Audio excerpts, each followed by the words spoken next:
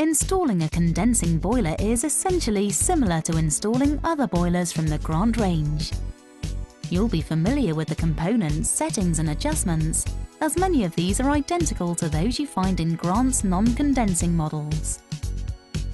For example, the same familiar Riello RDB burners are used.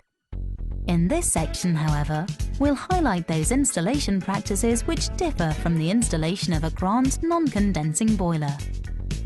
From your point of view, there are three main things to consider.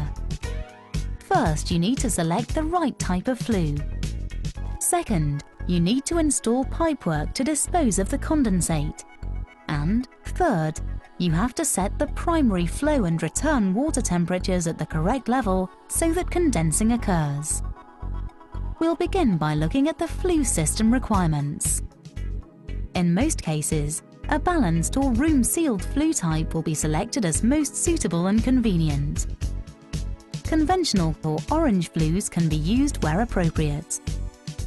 The actual Grant flue system you select will be, as in other installations, dictated by the boiler size and the specific on-site layout.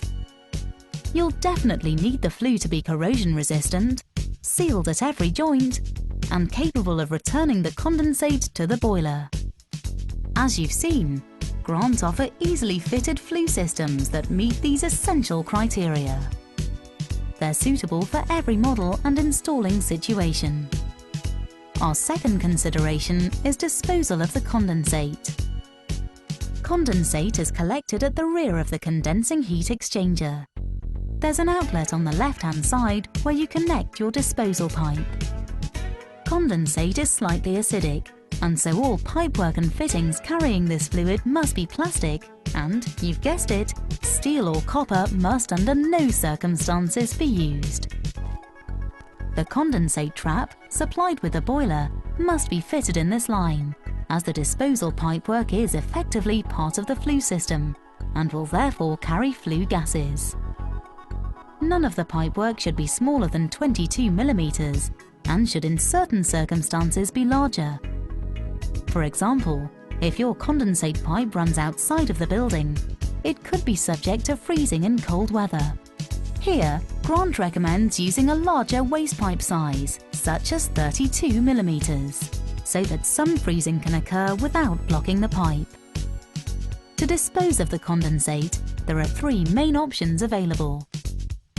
First, you can take the condensate into the soil stack, either directly or via an existing waste pipe. Second, you can route through a wall into an outside gully or drain.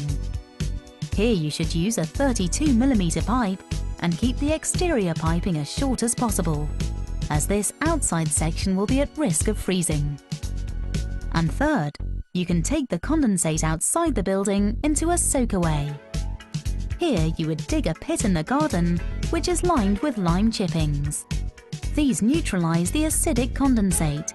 But remember that a soakaway must always be sited well clear of the building's footings and should comply with local building control requirements. The third consideration for an installer is the system setup. Here, to achieve the maximum efficiency possible, you'll need to adjust the flow temperature to achieve a return temperature at which condensing can occur. For a Vortex boiler connected to a radiator system, you should set up the flow temperature at around 70 degrees centigrade and balance the system to give a return temperature of some 50 degrees centigrade. For those seeking the very lowest running cost from their condensing boiler, Grant have developed their new and totally unique efficiency optimizer. This optional device comprises a motorized valve with sensors coupled to a control box. The Grant Efficiency Optimizer measures a range of temperatures including inside and outside of the house, the boiler's flow and return, plus the mix. This enables it to automatically adjust the flows so that the boiler operates consistently in condensing mode. With underfloor installations, the flow and return temperatures should be at around 50 and 40 degrees centigrade respectively. Fully illustrated and detailed instructions covering all aspects of installation can be found in the user, installation and servicing instructions provided with every boiler.